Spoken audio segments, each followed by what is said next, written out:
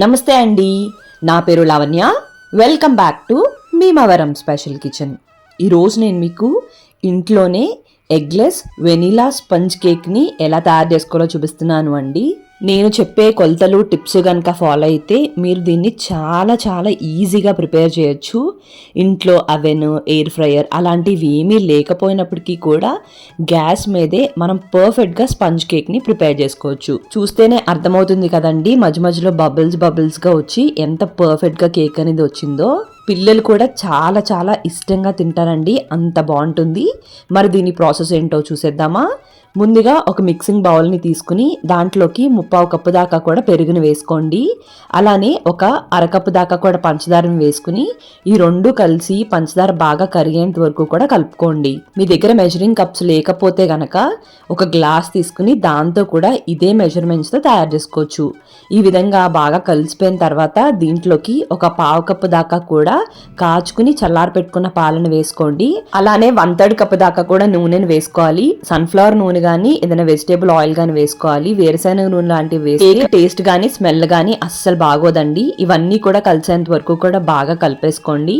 ఇప్పుడు ఒక జల్లెడ్ని పెట్టుకుని దాంట్లోకి 1 కప్పు అలానే పైన ఒక 1/3 కప్పు దాకా కూడా మైదాని వేసుకోండి. కావాలంటే గోధుమ పిండి కూడా వేసుకోవచ్చు. 1 tea spoon baking powder, 1/2 tea spoon baking soda, 1/2 tea spoon అంతా ఉప్పు వేసుకుని అంతా కూడా జల్లించుకుని మొత్తం అంతా కలిసేంత వరకు కూడా బాగా కలిపేసుకోండి.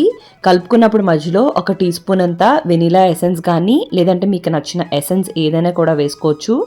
ఆ క్లిప్ అయితే మిస్ అయిందండి, అందుకు నేను చూపించలేకపోతున్నాను.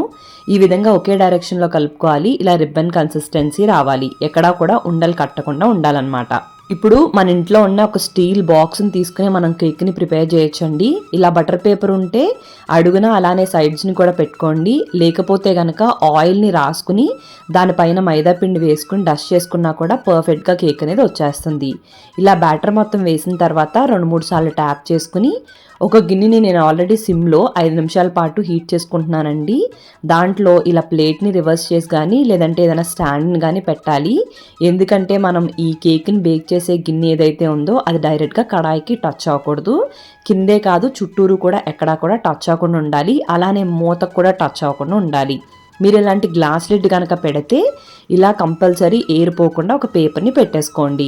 ఈ కేక్ బేక్ అవడానికి 35 నిమిషాల నుంచి 40 నిమిషాల వరకు కూడా దీన్ని సిమ్లో పెట్టేసుకోవాలి. మనం తీసుకునే క్వాంటిటీని బట్టి, మనం తీసుకునే గిన్నెని బట్టి 5-10 నిమిషాలు అటు ఇటు అవుతుందండి. 35 నిమిషాల తర్వాత ఒక టూత్ పిక్ కానీ లేదంటే ఏదైనా నైఫ్ని కానీ తీసుకుని మధ్యలో మాత్రమే లోపలికంట గుచ్చి తీస్తే గనక ఈ టూత్ పిక్కి ఏమీ అంటుకోకుండా వచ్చేస్తే గనక కేక్ అనేది పర్ఫెక్ట్గా బేక్ అయిపోయినట్టు.